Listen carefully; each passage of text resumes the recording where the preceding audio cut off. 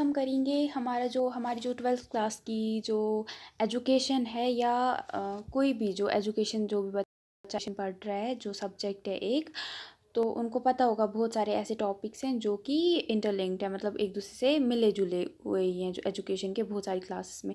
तो उसी में से एक हमारा लर्निंग भी है। तो अगर अभी मैं आपको पढ़ाने जा रही हूँ जो 12th क्लास की जो हमारी एजुकेशन की बुक है उसका 9th टॉपिक है लर्निंग, ठीक है। वो आज हम कवर करेंगे इस वीडियो में। तो सबसे पहले हम देखेंगे लर्निंग क्या होती है, ठीक है। Learning is a relatively permanent change in behaviour as a result of experience.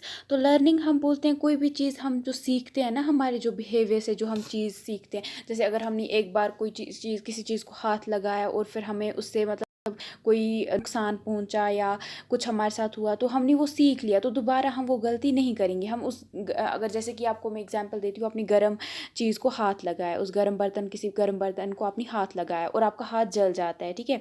तो आप नेक्स्ट टाइम आप उसको किसी गर्म बर्तन को हाथ नहीं लगाओगे, क्योंकि आपको पता है जो लास्ट टाइम आपने गलती की थी वो आप दोबारा नहीं करोगे, यानी ये चीज़ आपने सीखी है।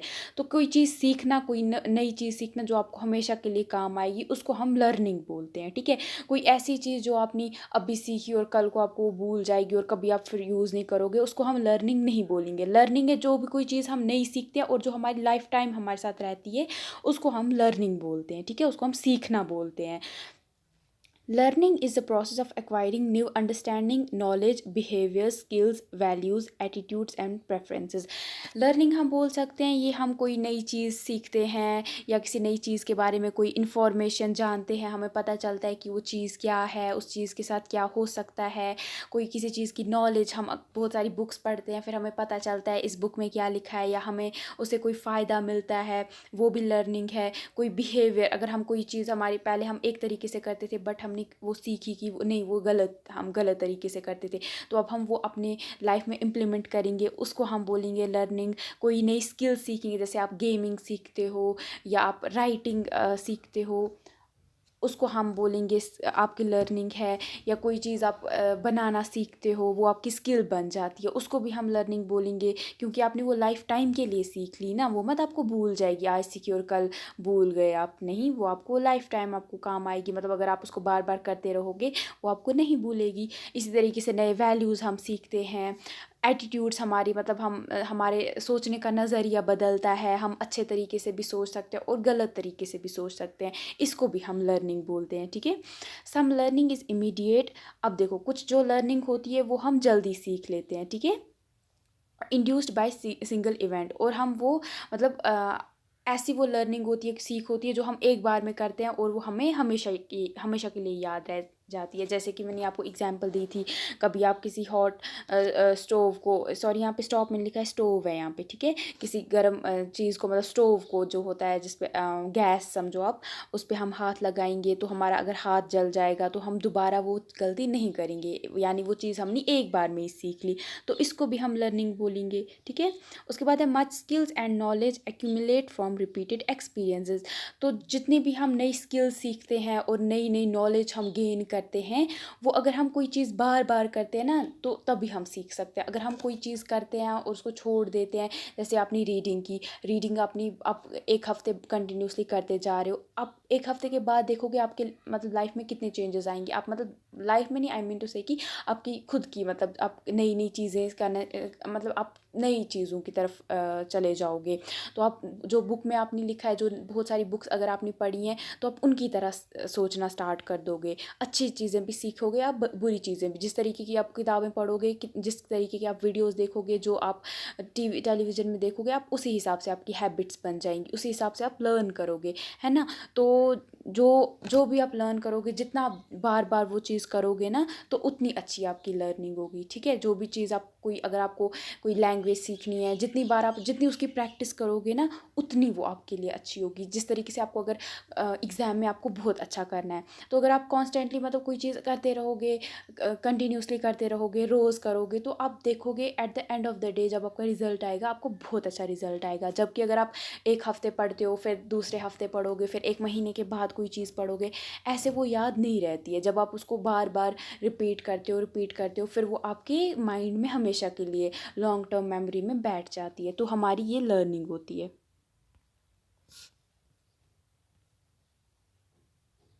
उसके बाद है कैरेक्टरिस्टिक्स ऑफ लर्निंग, मतलब लर्निंग की क्या क्या चीज़, मतलब क्या किस किस चीज़ से हम बोल सकते हैं कि हमने कोई चीज़ लर्न की है, ठीक है। और इसको मतलब किस चीज़ को हम बोलेंगे ये लर्निंग है, ठीक है। तो देखो सबसे पहले जो पॉइंट है, relatively learning is relatively a permanent change in behaviour, ठीक है। इसका मतलब हो गया जो लर्निंग होती है ना, जो हम चीज़ सीखते हैं, जो भी हम लर्न करते हैं नया, वो हमारे जो पूरी लाइफ वो हमारे साथ मतलब हमारे साथ जब रहेगा ना, उसको हम लर्निंग बोलेंगे। यानी कोई चीज़ आप सीखते हो फिर आप पूरी लाइफ आप अपने यूज़ में लाते हो, उसको हम लर्निंग बोलेंगे। ना कि कोई चीज़ आपने आज सीखी और फिर हमेशा के लिए भूल गए, उसको हम लर्निंग नहीं बोलेंगे, ठीक है। तो हम बोल सकते हैं कि जो हमारी हमेशा के लिए जो चीज़ हमारी लाइफ में हम यूज़ करेंगे, जो हमने कोई चीज़ सीखी है फिर हम अपनी लाइफ में इम्प्लीमेंट करते हैं और हम वो करते जाते हैं, तो उसको हम लर्निंग बोलते हैं, ठीक है। तो हमारे बिहेवियर में वो चीज़ आ जाती है जब, उसको हम लर्निंग बोलते हैं। उसके बाद है it is goal directed process, ठीक है। इसका मतलब हो गया कि, तो इसके बाद हो गया कि जो जो लर्निंग होती है ना वो गोल डायरेक्टेड होती है। मतलब कोई भी लर्निंग हम ऐसे ही नहीं करते हैं, जब तक हमारा कोई मकसद नहीं होगा तभी हम कोई मतलब चीज़ सीखते हैं ना। ऐसे ही नहीं ना, आप बोलोगे अगर आपको लैंग्वेज नहीं सीखनी है, कुछ नहीं, आप ऐसे ही चले जाओगे और सीखने लग जाओगे, नहीं। और जब वो आप चीज़, जब आपको कोई एम नहीं होगा जिसके लिए आप कोई चीज़ सीख रहे हो, तो वो चीज़ आप लॉन्ग टर्म तक नहीं कर पाओगे, है ना। तो वो चीज़ आप बीच में ही छोड़ दोगे। तो इसीलिए कोई भी जो लर्निंग होती है ना, कोई भी चीज़ जब आप सीखते हो वो किसी गोल के लिए आप सीखते हो। कोई गोल आपको जब अचीव करना होता है, अगर आपको अच्छा कुछ करना होता है लाइफ में, तभी आप कोई चीज़ करते हो ना। तभी आप पढ़ाई आप क्यों करते हो, क्योंकि आपको पता है आज मैं अगर मेहनत करूँगा या करूँगी, कल को मैं बहुत बड़े पोस्ट पे जा सकती हूँ, कुछ बहुत अच्छा कमा सकती हूँ, अपने पेरेंट्स को प्राउड फील करा सकती हूँ, उनको अच्छी ज़िंदगी दे सकती हूँ, खुद अच्छे से जी सकती हूँ या सकता हूँ। तो इसीलिए आप भी पढ़ाई कर रहे हो ना। यानी आप अपने आप को दिमाग में जितनी भी चीज़ें डाल रहे हो, इसीलिए डाल रहे हो कल को आप अच्छे बेटर ह्यूमन बीइंग बन सको। इसीलिए तो जो लर्निंग होती है वो हमेशा गोल डायरेक्टेड होती है, ठीक है। किसी गोल को अचीव करने के लिए, किसी एम को अचीव करने के लिए होती है, ठीक है। उसके बाद है लर्निंग इज़ ट्रांसफरेबल। हाँ, तो इसका मतलब हो गया जो लर्निंग होती है, इसका इसके दो ये हो सकते हैं, इफ़ेक्ट्स हो सकते हैं। एक होता है पॉजिटिव, एक होता है नेगेटिव, ठीक है। इसका मतलब हो गया जो लर्निंग होती है ना वो अच्छी भी हो सकती है और वो गलत भी हो सकती है, ठीक है। कोई चीज़ अगर आप अच्छी चीज़ सीखते हो, कोई चीज़ आपने कोई चीज़ नहीं सीखी अच्छी, तो आप मतलब वो आपके माइंड में अच्छी हैबिट्स बनाएगी ना, तो वो अच्छा आपको फ़ायदा देगी। जबकि अगर कोई चीज़ आप दूसरी लर्निंग हो गया, कोई गलत चीज़ें आप करोगे या गलत चीज़ देखोगे या कुछ जो कि आपको फ़ायदा नहीं देगी, तो उसको भी, वो भी आप लर्न कर रहे हो ना। तो गलत वर्ड्स आप सीखोगे या कुछ ऐसा गलत सीखोगे, तो हम उसको बोलेंगे ये दो टाइप्स की लर्निंग होती है, ठीक है। ट्रांसफरेबल में क्या होता है, मतलब एक पॉजिटिव लर्निंग होती है, एक नेगेटिव। यहाँ पे यानी जो लर्निंग होती है वो अच्छी भी हो सकती है और वो बुरी भी हो सकती है। वो हमें अच्छे फ़ायदे भी दे सकती है और वो हमें नुकसान भी दे सकती है। तो ये होता है। उसके बाद लर्निंग इज़ ग्रोथ। हाँ, यानी जो लर्निंग है वो हमारे साथ जब जितने हम बड़े बड़े होते हैं, तो जितना जो जो हम सीखते हैं ना, उसी तरीके से हमारा जो माइंड है वो भी डेवलप होता रहता है। जो हमने हमारी नई चीज़ें हमारे दिमाग में डाली हैं वो भी ग्रो करती हैं, वो भी बढ़ती हैं। यानी हम फिज़िकली अच्छे हो जाते हैं, हम मेंटल, जो हमारा मेंटल डेवलपमेंट है, हमारा दिमाग अच्छे से काम करने लगता है, हम नए नए एक्सपीरियंसेस सीखते हैं, इसको भी हम लर्निंग बोलते हैं। और जब वो एक्सपीरियंसेस हम अपनी लाइफ में इम्प्लीमेंट करते हैं, उसको हम बोलते हैं कि जो लर्निंग है वो ग्रोथ होती है, ठीक है। लर्निंग को हम ग्रोथ भी बोलते हैं। यानी जितना हम लर्न करेंगे उतना हम ग्रो करेंगे, ठीक है। यानी उतना हम लाइफ में आगे बढ़ेंगे। जितना हम अपनी लर्निंग को कम करेंगे, जितना हम अपने आप को अवॉइड करेंगे, इन चीज़ों से दूर रखेंगे, तो उतना हम हमारी जो ग्रोथ होगी वो उतनी कम होती जाएगी।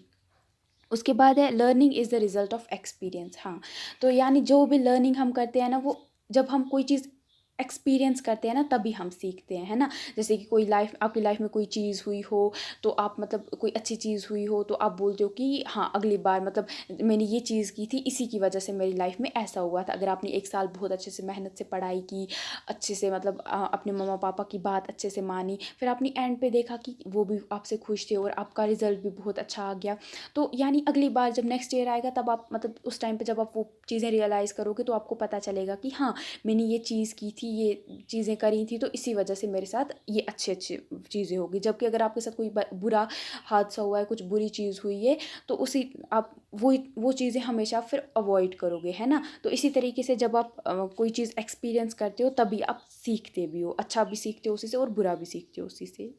उसके बाद लर्निंग इज़ यूनिवर्सल। यानी जो लर्निंग होती है ये एक यूनिवर्सल फिनोमेना यानी जो ये लर्निंग होती है ये लाइफ लॉन्ग प्रोसेस है, मतलब ये जब एक इंसान पैदा होता है तब से वो, और जब तक वो गुजर जाता है, मतलब वो इस दुनिया से चला जाता है, तब तक वो सीखता रहता है। यानी अ, तो वो सीखता जाता है। तो अब आपको एक इसमें याद रखना है, जो ह्यूमंस होते हैं ना, यानी लर्निंग इज़ यूनिवर्सल में जो ये एक पॉइंट है कि जो ह्यूमंस हैं, जो ह्यूमंस होते हैं सिर्फ वो ही लर्न नहीं करते हैं चीज़ें, ठीक है। एनिमल्स जो होते हैं वो भी लर्न करते हैं, यानी ये यूनिवर्सल प्रोसेस है। मतलब इसमें जब एक एनिमल पैदा होता है या एक इंसान पैदा होता है, वो तब से सीखता है नई नई चीज़ें, वो तब से लर्न करता रहता है नई नई चीज़ें, ठीक है। यानी जबकि जो ये होते हैं, इंसान होते हैं, वो जल्दी सीख लेते हैं, लेकिन जो एनिमल्स होते हैं वो धीरे धीरे सीखते हैं, लेकिन लर्निंग दोनों में होती है। यानी जब वो पैदा होते हैं तब से लेके जब तक वो गुजर जाते हैं, तब तक उन दोनों में लर्निंग होती रहती है। इसीलिए हम इसको बोलते हैं जो लर्निंग है वो एक यूनिवर्सल फिनोमिना है। उसके बाद है learning is life long process. हाँ, तो जो लर्निंग है वो हम पूरी लाइफ करते रहते हैं, यानी नई पूरी लाइफ हम नई नई चीज़ें सीखते रहते हैं, नए नए एक्सपीरियंसेस सीखते रहते हैं। तो जैसे यहाँ पे है कि जो जब एक इंसान पैदा होता है तब से लेके जब तक वो गुजर जाता है, तब तक वो नए नए चीज़ें सीखता रहता है। और जो एक इंसान होता है ना, जो या जो भी या एनिमल जो होता है, उसको हर टाइम के लिए अपने, अगर आपको उसको अपना आप एडजस्ट करना है ना नई नई सिचुएशंस के साथ, तो उसको क्या करना है, नई नई चीज़ें सीखते रहना है, ठीक है। कभी वो ऐसे ही बैठ नहीं सकता है, यानी उसको नए नई चीज़ें सीखते ही रहना है। तो और हाँ, अगर वो ना भी सीखे, लेकिन अगर वो ना भी सीखना चाहिए, लेकिन उसकी सिचुएशंस जो होंगी वो ऐसी बन जाएंगी कि जिसकी वजह से उसको नई नई चीज़ें सीखनी पड़ेंगी, है ना। जैसे कि अगर आप विंटर्स में, आप देखो कश्मीर में बहुत ज़्यादा ठंड होती है, जबकि आप नहीं चाहते हो कि विंटर आए, बट फिर भी विंटर आता है, आपको गर्म कपड़े नहीं पहनने होते हैं, आप बोलते हो मुझे नहीं पहनने गर्म कपड़े, मुझे नहीं अच्छे लगते हैं गर्म कपड़े। लेकिन जब विंटर आएगा तब आप क्या करोगे, तब तो आपको गर्म कपड़े पहनने पड़ेंगे, वरना तो फिर तो आपकी हालत ख़राब हो जाएगी। वही, यानी आपको वो सिचुएशन, जो आपका वो सीज़न है, वो आपको फोर्स करता है कि नहीं, आपको ये चीज़ करनी ही पड़ेगी, है ना। तो आपको पता चलता है कि हाँ, तो आप सीखते हो कि आपको इस टाइम पे ऐसे कपड़े पहने, आपको गर्म कपड़े पहने हैं। अगर आप गर्म कपड़े नहीं पहनोगे तो आप बीमार हो जाओगे, है ना। उसी तरीके से उसके बाद है it is retain through practice. हाँ, तो जो लर्निंग होती है, जितनी हम उसको प्रैक्टिस करेंगे ना, जितनी बार वो हम करते जाएंगे ना, उतनी बार जो हमारी जो लर्निंग होगी वो अच्छी होती जाएगी, यानी वो हमेशा के लिए फिर हमारे साथ रहेगी। अगर हम उसको, जितना हम उसको रोकते जाएंगे, जितना हम उसको एक जगह पर, मतलब हम रुक जाएंगे, उतनी लर्निंग जो होगी हमारी, वो हमें जल्दी भूल जाएगी। उसके बाद है टाइप्स ऑफ लर्निंग। तो अब है कुछ टाइप्स ऑफ लर्निंग, इसमें हम देखेंगे सबसे पहले किस में लर्निंग की, ठीक है। तो सबसे पहले है मोटर लर्निंग। मोटर लर्निंग को हम स्किल और मस्क्यूलर लर्निंग भी बोलते हैं। When mind is not develop, learning is confined to motor learning. यानी जब एक बच्चा पैदा होता है, उसका दिमाग उतना नहीं बड़ा हुआ होता है, तो दिमाग छोटा ही होता है, तो जो लर्निंग होती है वो क्या होती है, वो मोटर लर्निंग होती है, ठीक है। तो वो हमारी मसल्स जैसे हिलेंगे, जैसे हम, मतलब हमारा मूवमेंट होगा, उसी के हिसाब से हम इधर उधर हो जाएंगे। तो दिमाग से हम सोच के कोई काम उस टाइम पे नहीं कर पाते, जब हम छोटे बच्चे होते हैं ना, या आपने कभी देखा होगा कोई छोटा बच्चा होता है, वो खुद से, मतलब उसको नहीं पता होता है वो क्या कर रहा होता है, तो वो अपनी मसल्स से जो भी उसको वो हो जाता है, एक्शंस के थ्रू हो जाता है, वो उन्हीं चीज़ों को करता है ना। तो इसीलिए जो ये वाली लर्निंग है, ये वहाँ पे स्टार्ट हो जाती है जब एक बच्चा छोटा सा होता है, जब उसका जो माइंड होता है वो उतना डेवलप्ड नहीं होता है। Helps in acquiring speed and accuracy. तो जो ये वाली जो मोटर लर्निंग होती है, ये किस में मदद देती है, ये स्पीड में मदद देती है, ठीक है। जितनी आप, जो आपकी स्पीड होती है, और एक्यूरेट जितना हो जाओगे आप, जितना अच्छे से कोई चीज़ करोगे उसमें, आप उसको, उसमें ये आपको हेल्प देता है। उसके बाद है डेवलप्स कॉन्फिडेंस। हाँ, तो इसमें क्या हो जाता है, मोटर लर्निंग में इसमें कॉन्फिडेंस बढ़ता है आपका। जितनी बार आप कोई चीज़ करते रहते हो, उतनी बार आपका वो जो जो छोटा बच्चा है वो करता जाता है, धीरे धीरे वो चलने लगता है, फिर वो जंप करता है, या फिर वो दौड़ता है, धीरे धीरे वो करता है ना, उसको हम बोलते हैं।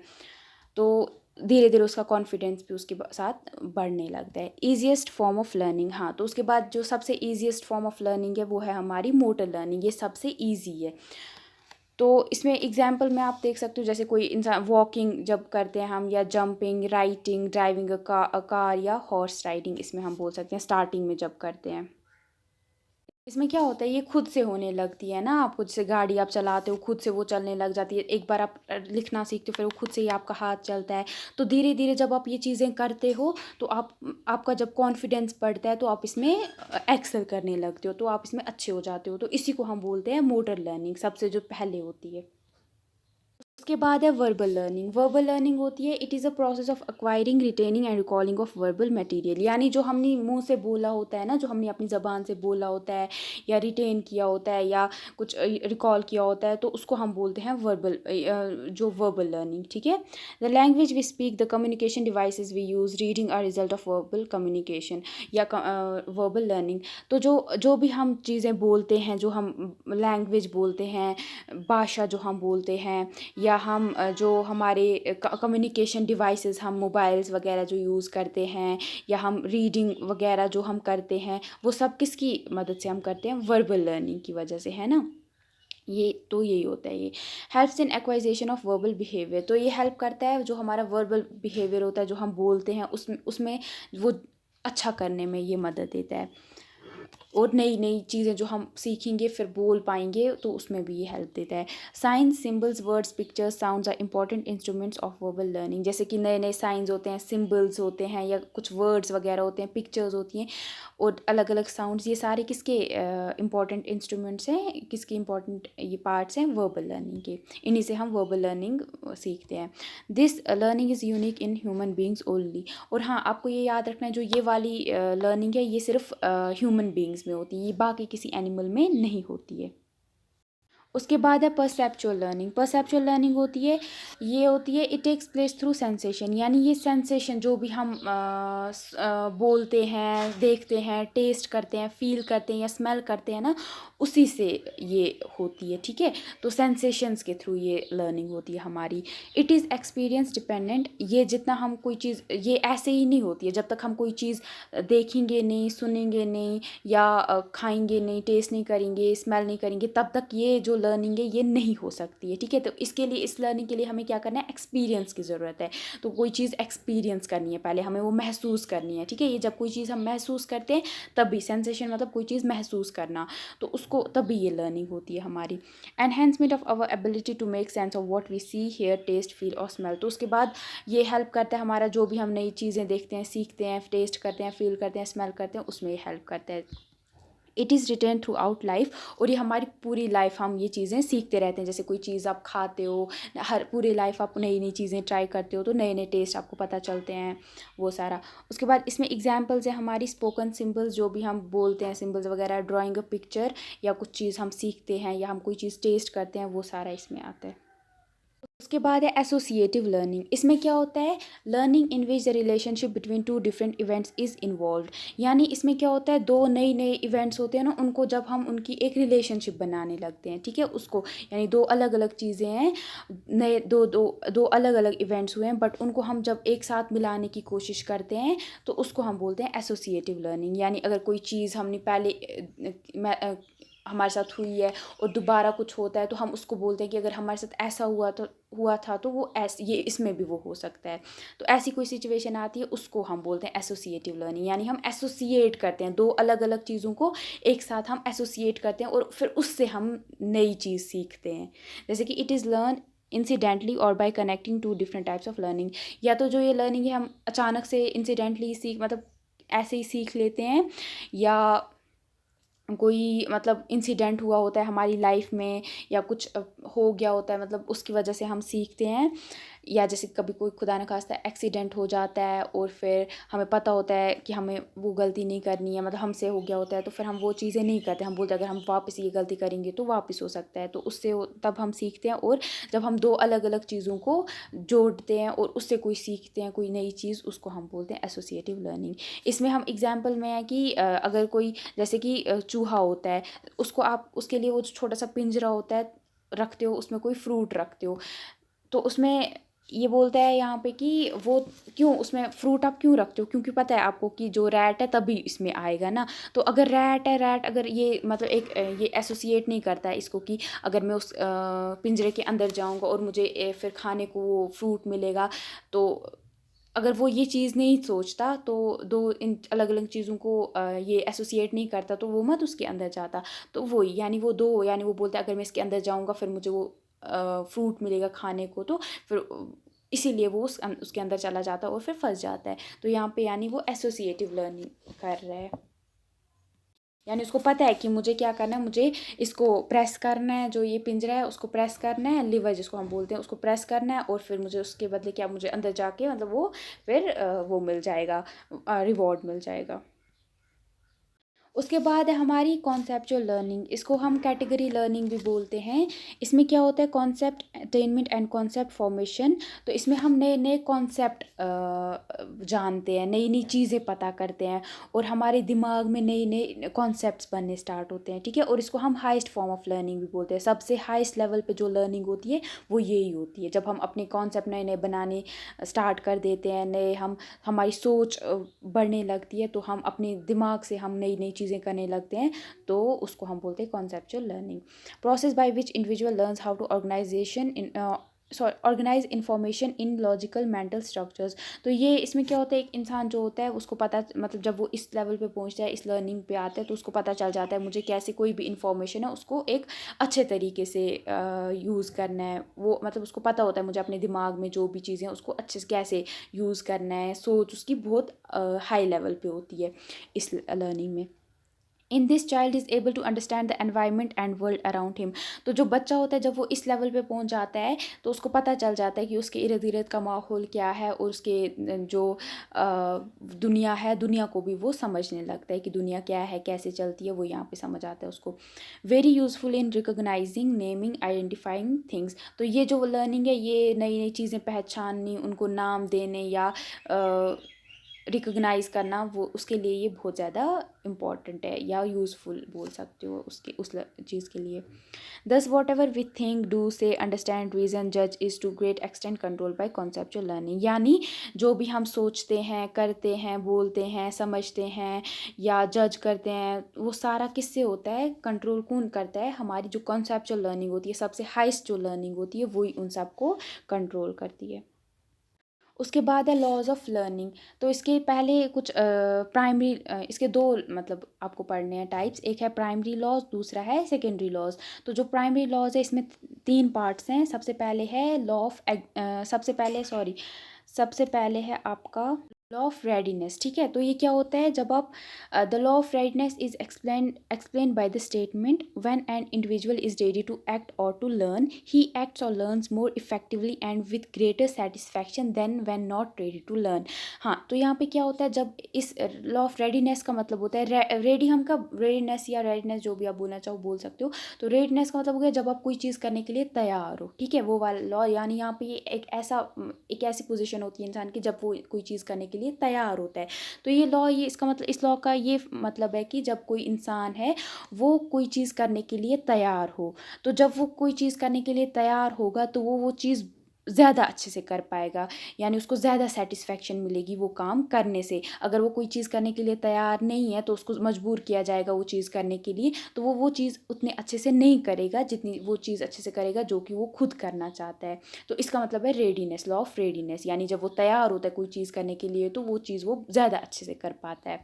Thus, readiness is mental set which means that a child can learn his lessons when he is inclined to work at them। यानी ये जो लॉ ऑफ रेडीनेस है ये एक मेंटल सेट है, यानी हमारे दिमाग का, जब यानी एक बच्चा जो होगा वो जब कोई चीज़, जो कोई लेसन है वो ज़्यादा अच्छे से उस पे काम कर, जो भी आप उसको करने के लिए दोगे, अगर उसको इंटरेस्ट, अगर कोई किसी बच्चे को मैथ्स पसंद है, एसएसटी पसंद नहीं है, तो अगर आप उसको एसएसटी का मतलब काम दोगे, वो उतने अच्छे से नहीं करेगा जितने अच्छे से वो मैथ्स का काम करेगा, क्योंकि मैथ्स में उसको ज़्यादा मज़ा आता है, तो वो काम उतने ज़्यादा अच्छे से करेगा, यानी वो काम करने के लिए तैयार है। This law is also called as law of motivation और लॉ ऑफ मेंटल सेट। यानी इस लॉ को हम लॉ ऑफ मोटिवेशन भी बोलते हैं और लॉ ऑफ मेंटल सेट भी बोलते हैं। उसके बाद है हमारा लॉ ऑफ एक्सरसाइज। तो यहाँ पे क्या होता है, this law states that if an activity is repeated again and again it is learn more effectively. On the other hand if the same activity is not repeated again and again it is forgotten quickly. यानी इसका मतलब है कोई जो exercise यानी कोई चीज़ करना, तो इस लॉ का मतलब है कि कोई चीज़ आप अगर बार बार करते हो ना, वो आप ज़्यादा अच्छे से सीख पाते हो। और वो दूसरे तरफ से अगर कोई चीज़ आप एक बार करते हो और फिर कभी नहीं उसको करते हो, तो उसका मतलब क्या होता है, वो फिर आप जल्दी भूल जाते हो वो चीज़, और वो आपको भूल जाती है, ठीक है। तो इस लॉ का मतलब है कोई चीज़ अगर बार बार आप करते हो वो आप ज़्यादा अच्छे से सीख पाते हो। Learning is process of repetition. तो ये लॉ ये भी बोलता है जितना आप किसी चीज़ को रिपीट करोगे उतना अच्छे से आप सीखोगे। यानी जो लर्निंग है, लर्निंग भी क्या है, कोई चीज़ आप जब बार बार करते हो तो आप उसमें मास्टर हो जाते हो, तो आप उसको लर्न कर लेते हो। This law is also called as law of practice. इसीलिए इस लॉ को हम क्या बोलते हैं, लॉ ऑफ प्रैक्टिस। यानी जितनी आप किसी चीज़ को प्रैक्टिस करोगे उतना आप अच्छे से उस पर काम, मतलब उसमें उतना अच्छा आप हो जाओगे। This law is divided into two सब लॉज। तो उसके बाद इस लॉ के और दो सब लॉज हैं, मतलब दो छोटे लॉज हैं इसके। तो जैसे कि लॉ ऑफ यूज़ और लॉ ऑफ डिसयूज़। तो इसका मतलब जो लॉ ऑफ यूज़ है हमारा, ऑफ यूज़ का मतलब है कोई एक जो इंसान होगा और जो उसको चीज़ जो करना चाहता है ना, या वो जो चीज़ कर रहा है, तो जितना वो बार बार उस चीज़ को करता रहेगा ना, तो उतना उसका जो उन दोनों का जो कनेक्शन, उन दोनों का कनेक्शन होगा ना, वो उतना स्ट्रांग होगा। यानी उतना वो उसमें अच्छा हो जाएगा। उसके बाद जो लॉ ऑफ डिसयूज़ है, इसका मतलब है कि कोई इंसान है और जो चीज़ वो करना चाहता है या उसको मजबूरी से कोई कराना चाह रहा है, तो क्योंकि वो चीज़ वो नहीं करना चाहता है, तो उनका जो कनेक्शन होगा, और वो चीज़ वो करता भी नहीं है, तो एक बार करता है और फिर वो नहीं करता है, तो उनका जो कनेक्शन होगा वो वीक हो जाएगा, वो उतना अच्छा नहीं रहेगा, तो वो चीज़ में उतना वो अच्छा भी नहीं हो जाएगा। तो इसको हम बोलते हैं लॉ ऑफ डिसयूज़। के बाद लास्ट वाला है law of effect. This law states that when pleasant और सेटिस्फाइंग कॉन्सिक्वेंसेज फॉलो और attend a response the latter tends to be repeated, when painful और annoying consequences attend a response it tends to be eliminated. हाँ, तो इस law का मतलब है, यानी जो भी चीज़ आप करते हो, जैसा उसका फिर आपको फल मिलता है ना, तो इफ़ेक्ट यानी उसका जैसा आपको समझो फल मिलता है, आप उसी हिसाब से फिर वो चीज़ करते हो, या तो आप उसको छोड़ देते हो या आप उसको करते हो। यानी इसका सबसे पहले ये बोलता है, ये जो लॉ है ये बोलता है कोई चीज़ आप करते हो तो उसका आपको जो फल है वो अगर अच्छा मिलता है, उसे आपको सेटिस्फेक्शन मिलती है, तो आप उसको क्या करते हो, बार बार करते हो। ठीक है, वहीं अगर कोई अपनी चीज़ करी है और आपको उसका मतलब पेनफुल फल मिलता है, यानी अच्छा मतलब फ्रूट नहीं मिलता है, तो आप उससे परेशान हो जाते हो, तो आप वो चीज़ अपनी लाइफ से ख़त्म करने की कोशिश करते हो, तो आप उस चीज़ को छोड़ देते हो। Above statement implies learning becomes effective if it is associated with pleasure or satisfaction, but learning does not become effective if it is associated with pain or annoyance. तो जो ये हमारा जो लॉ ऑफ इफेक्ट है, ये बोलता है कि अगर कोई चीज़ आपको जो चीज़ आप करते हो उससे आपको सेटिस्फेक्शन मिलती है, आपको इत्मीनान मिलता है, वो चीज़ आप बार बार करोगे। वहीं अगर कोई चीज़ आपने की है, उससे आपको पेन मिला है और आप उससे परेशान हो गए हो, तो आप वो नहीं करोगे। जैसे कि अगर आपने पढ़ाई की है और फिर आपको अच्छा रिजल्ट उसका मिला है, तो आप नेक्स्ट टाइम भी वैसे ही करोगे। आप बोलोगे हाँ मैंने ऐसे पढ़ाई की थी, ये चीज़ें मैंने पढ़ी थी, तो मुझे इससे फ़ायदा मिला था, तो आपको मतलब बहुत जब रिज़ल्ट अच्छा आता है तो फिर तो खुशी मिलती ही है ना, तो आप वो खुशी पाने के लिए बार बार वो चीज़ करते हो। तो इसी तरीके से ये लॉ हमारा काम करता है। This law is also called as law of pleasure. इस जो हमारा ये लॉ, इसको हम लॉ ऑफ प्लेजर भी बोलते हैं, प्लेजर एंड पेन भी बोलते हैं, या law of satisfaction and annoyance भी बोलते हैं। उसके बाद हमारे सेकेंडरी लॉज में सबसे पहले लॉ ऑफ बिलोंगिंगनेस। तो इस जो ये लॉ है, इसका मतलब है कि this law explains that if a response belongs to a situation the learning will be more effective. यानी कोई चीज़ आप सीखते हो ना, जब किसी सिचुएशन में, अब वही सिचुएशन भी होती है, तो आप वो चीज़ जल्दी सीख लेते हो। ठीक है, connection between stimulus and response is natural. यानी जो स्टिमुलस होगा और रिस्पॉन्स जो उसको मिलेगा, यानी अगर आप इंसान और जो सिचुएशन आपके अराउंड है, तो जो आप जो कनेक्शन होगा ना आप और जो सिचुएशन आपके अराउंड है उसके बीच में, तो वो एक नेचुरल होती है। ठीक है, और वो चीज़ें आप जो नेचुरल चीज़ें होती है वो आप जल्दी सीख लेते हो। तो इसीलिए ये बोला जाता है कि जो टीचर होगा, जो अपनी क्लासरूम में, उसको क्या करना चाहिए, उसको अपनी क्लासरूम में वैसा ही एटमॉस्फेयर बनाना चाहिए जिससे जो बच्चा होगा वो जल्दी से चीज़ें सीख ले। अगर वो कोई चीज़ पढ़ा रहा है, तो आपको जो भी टीचर आपको पढ़ा रहा है कोई चीज़, तो आपको उसको अपनी क्लासरूम में ऐसी चीज़ें करनी है जिससे वो जो बच्चा है वो जल्दी से चीज़ों को सीख ले।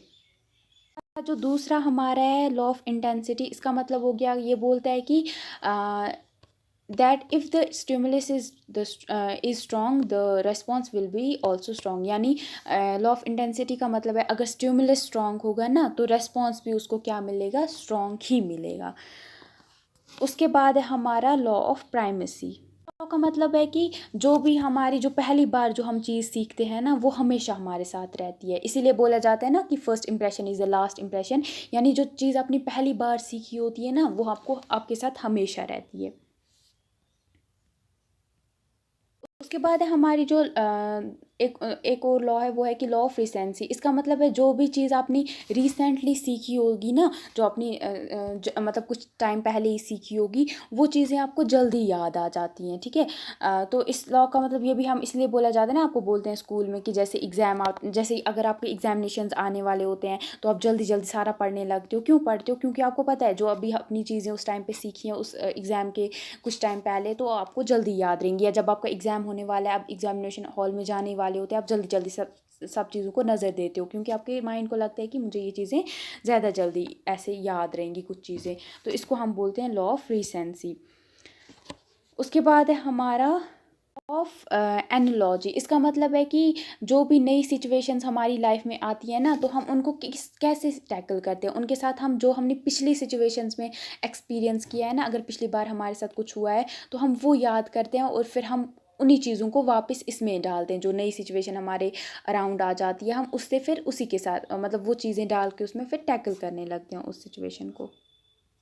तो उसके बाद है हमारा लॉ ऑफ मल्टीपल रिस्पॉन्सेज। तो इसका मतलब है जो एक इंसान होता है वो किसी जब उसकी लाइफ में कोई सिचुएशन आती है तो उससे वो उसको टैकल करने के लिए या अच्छा रिजल्ट पाने के लिए वो बहुत सारे रेस्पॉन्सेज देता है, मतलब बहुत सारे जदोजहद करता है, फिर वो उस चीज़ को कन्फ्रंट कर पाता है ना, इस तरीके से। जैसे कि थॉर्नडाइक आपने पढ़ा होगा 11th क्लास में, जब वो बिल्ली को एक केज में, या अभी इसी में आप आई थिंक इसी क्लास में आपने पढ़ा होगा ये, कि जब वो बिल्ली को केज एक में बंद करते हैं तो वो बहुत ट्राई करती है, पहले उसको नहीं समझ आता है कैसे वो बाहर निकलेगी, लेकिन जब बहुत सारी वो अलग अलग तरीक़ों से ट्राई करती है, मल्टीपल रेस्पॉन्सेज देती है, फिर उसको पता चलता है कि हाँ मुझे यहाँ से बाहर निकलना है। तो उसी तरीके से एक इंसान के साथ भी होता है।